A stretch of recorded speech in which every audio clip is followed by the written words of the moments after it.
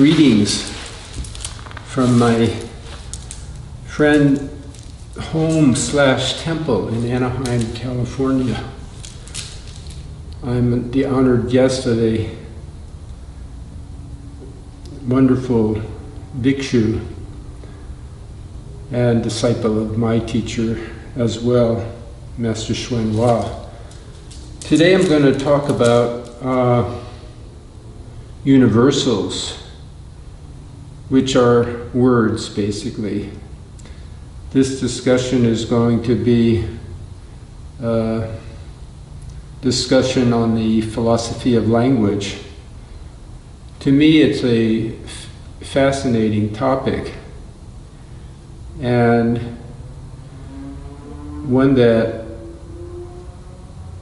I've only become familiar with in the last 5 or 7 years or so. And the reason that the philosophy of language is so fascinating is because its words and our use of them are more or less taken for granted in our modern lives. Not unlike the breath is taken for granted by many of us.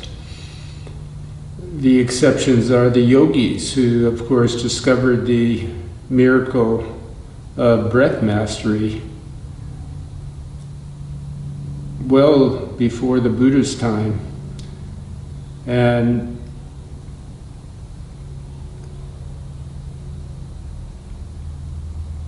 actually before what we now call Hinduism was formed as well. So just as breath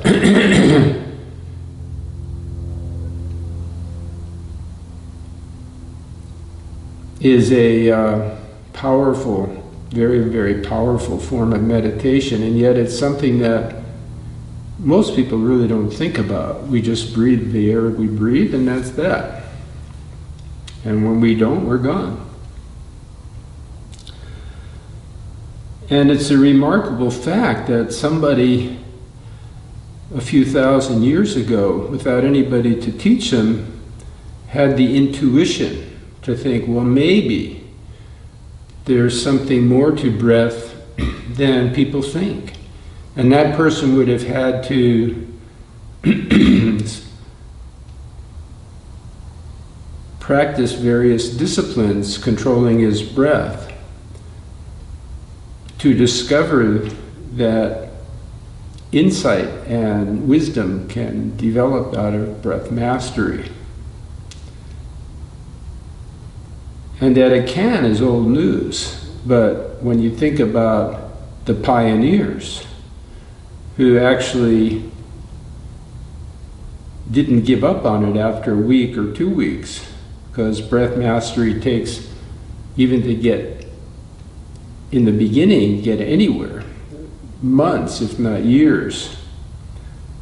So some pioneer had the thought that there was more to breath than meets the eye, and had to be patient enough with himself to explore the possibilities that regulating the breath might have over a long period of time, and without anybody to encourage him. So, homage to these early masters. As far as language goes, believe it or not, there were people also before the Buddha's time called grammarians, who believed that through proper understanding of language, enlightenment was possible, and through disciplining one's words and understanding how words work, the miracle of words, the language. Not only how we learn language, but how we use language and the status of language.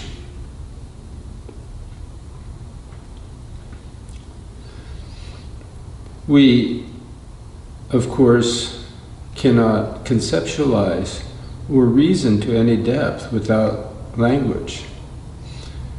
And of course, language depends on words. But what are words? What is the status of words?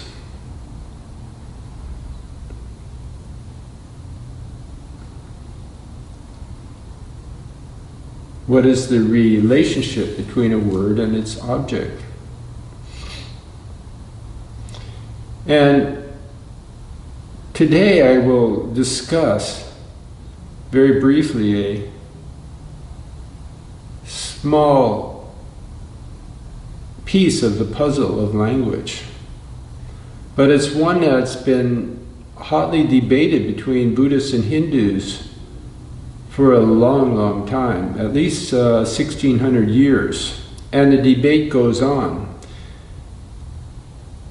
And it's fascinating, and I'm going to talk about what's called universals.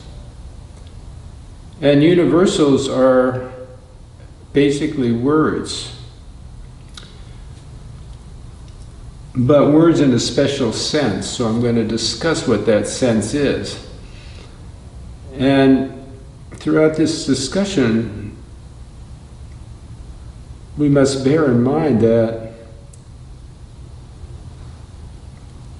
the debates that I'm going to describe have been going on, like I said, for hundreds of years. And it's not so much to arrive at the truth or find the answer, as it is to expand one's knowledge of the inner workings of the mind and open up doors to new possibilities. And it's also to delineate the various schools of thought and open up discourse to new avenues of research. So there's no answer, so to speak, to universals, what they are, what their status is, and what studying them can lead to. There's no answer to any of that. But what there is the realization that through understanding the subtle aspects of the arguments themselves and the subtle viewpoints that they expose, by understanding these viewpoints as they grow more and more subtle, then they themselves become as meditation topics that help us understand the nature of our mind, which is the aim of any kind of meditation. So these kind of reasonings that are analytical meditation, that's what it is. These are this kind of delving into the philosophy of language invariably leads to a form of analytical meditation. It's logic and reasoning and analysis.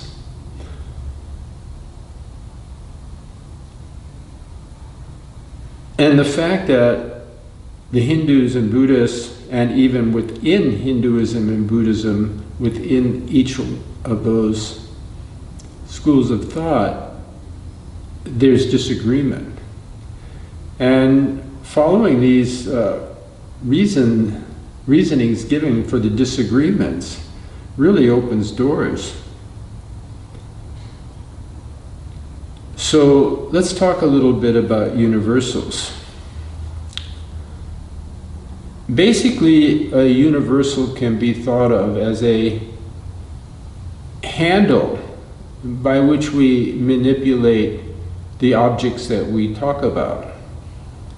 Think of a suitcase and its handle, like the word would be the handle that we use to place on the object, the suitcase part. And we use this to manipulate the things, objects of our world.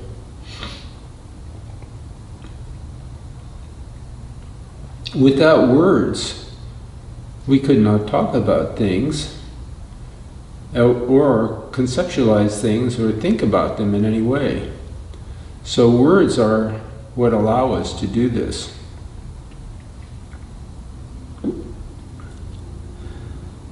And when we talk about things in the world,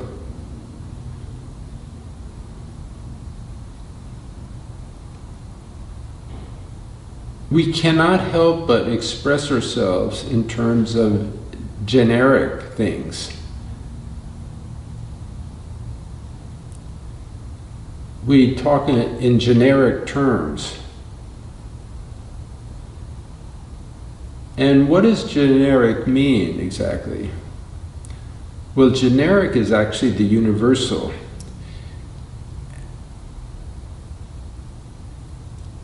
When I say chair, like as in bring me my chair, the word is actually referring to chairness. And ostensibly this chairness is something that all chairs in the world that are conceivable possess. And because of habituation to language, when I say bring me my chair, we don't run off trying to bring as many chairs as we can gather in our hands, hoping to have all the chairs in the world. We use the idea of chairness to single out the individual chair. So we're moving from the generality chairness to a particular individual chair.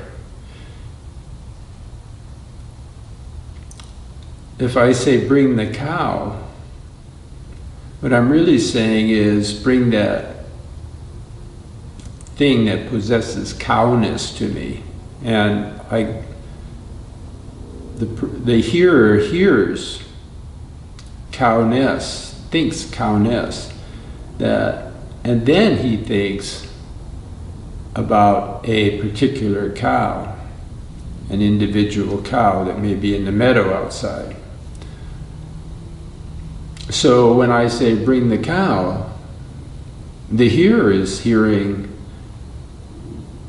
first one of those things that belong to a group of individuals that possess cowness, as aside from anything else on the planet. The hearer is not hearing and conceptualizing a particular cow upon hearing the word cow, bring the cow. That comes second, that comes later. So then he looks in the meadow and he realizes that's the cow amongst many cows that you're talking about.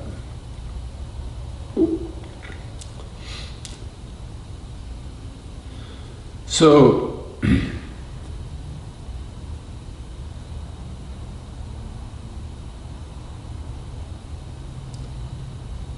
the individual cow, or the individual chair, or the individual jar, is an instance, a particular, amongst a generic.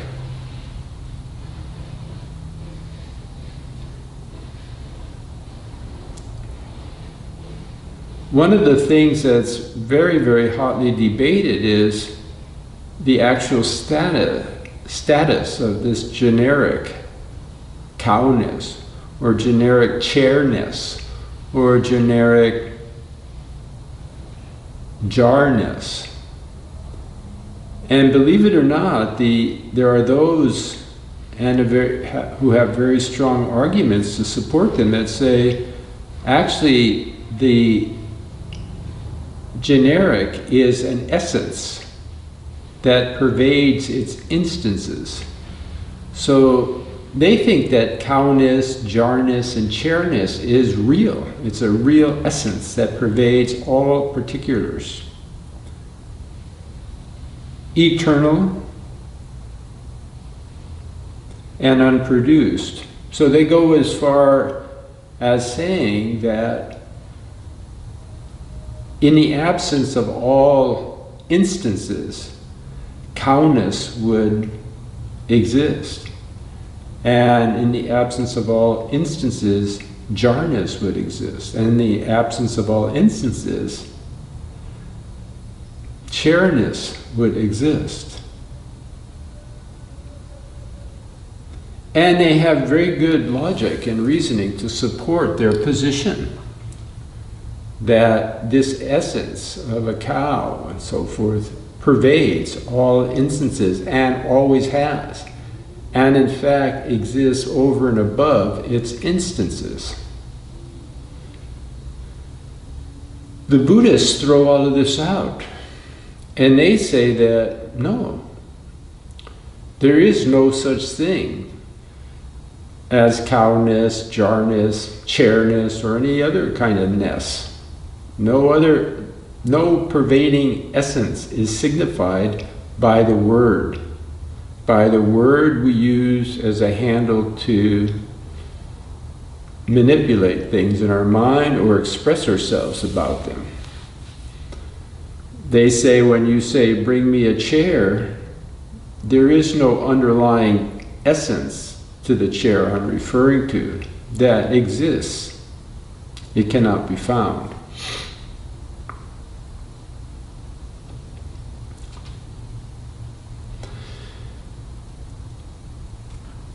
The group that says that something can be found, by the way, are called realists. And for the most part, those that refute them and say there isn't any essence that pervades all individuals, they are called anti-realists.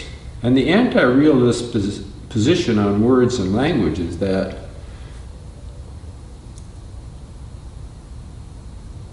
words are conventional, and by conventional they mean that they're products of a linguistic community that over a period of time associates a particular word with a particular object, and through usage that community associates that word with that thing and incorporates it into their language.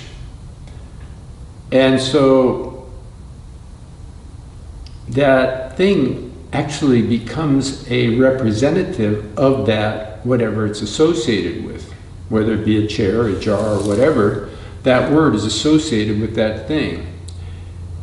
And the association, according to the Buddhists, the anti-realists, is purely conventional, adventitious. It's just the way we use language. It's the product of the way we use language. And that word is imputed upon things.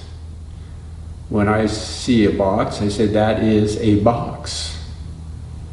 So the boxness, which the realist might think is actually a real essence, for the Buddhists is just a cover, a fictitious, a fiction, a useful fiction used to talk about the box, to pack the box, to carry the box, or whatever we want to do with the box. Think about the box, think about how big the box is, how small the box is, how strong the box is, and so forth. We use the word box strictly based on habituation and habit and acceptance in our linguistic community. So the box is a product of our society, so to speak. And it doesn't inherently exist. The word box doesn't inherently exist in the box, as the realist would have us believe. So these debates that evolve around this point, whether the term that's universally used is a product of our society, or it's eternally existing in the things that we talk about.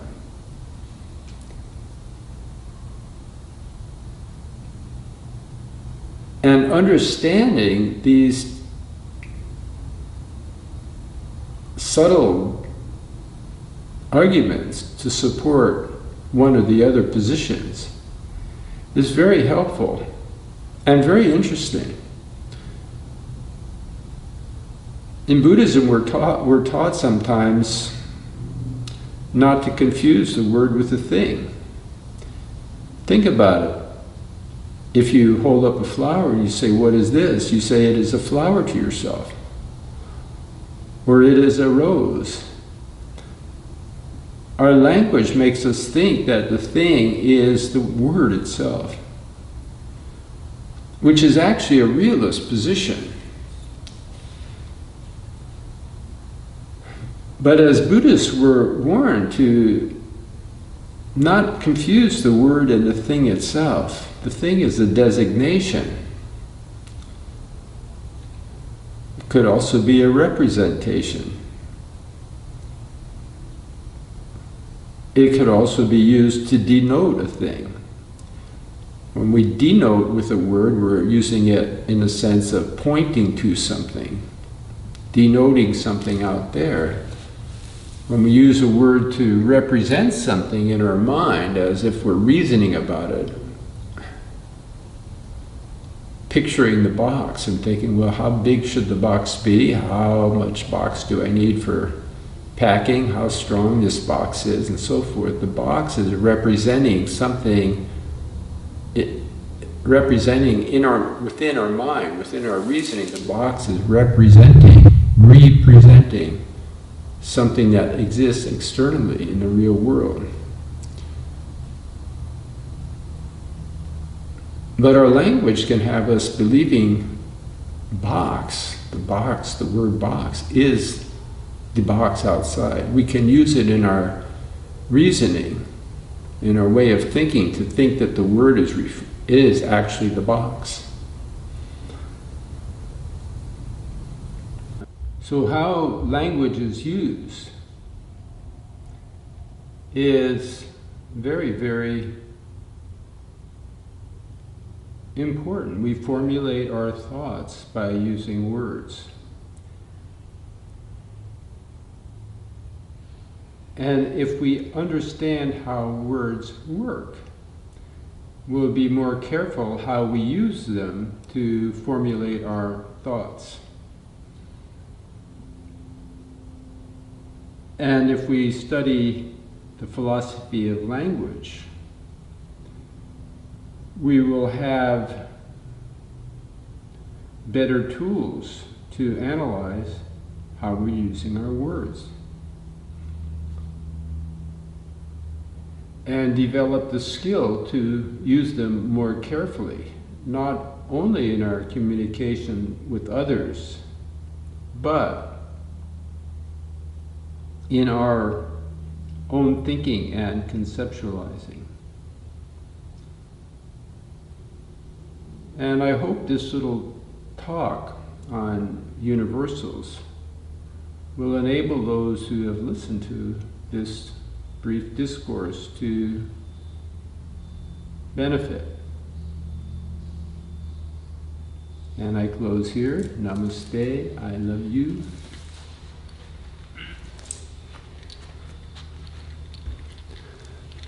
Bye-bye.